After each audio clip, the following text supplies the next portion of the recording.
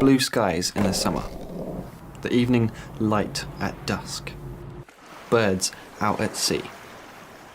What do these colours feel like?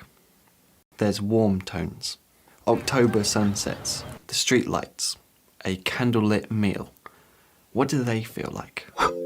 When we're colour grading an image, these are the kind of creative choices we can make by simply moving a slider to tweak the exposure, or to change the contrast, the colour temperature, the saturation.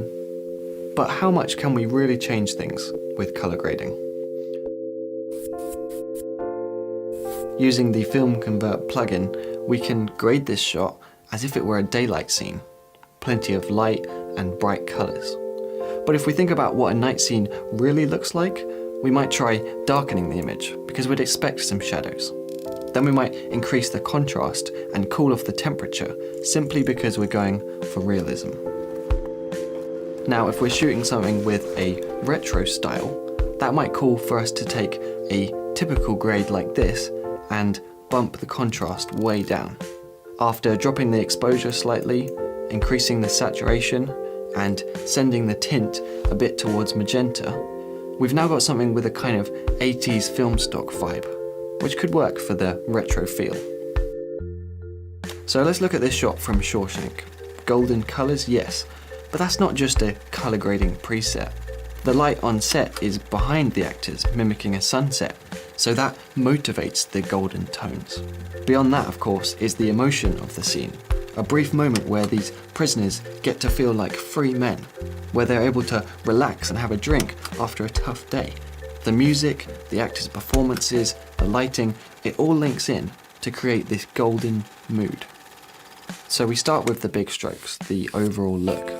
But after that, we can refine, working on the details. Bringing down the midtones in the corners with a vignette can help route our eyes to the important parts of the frame.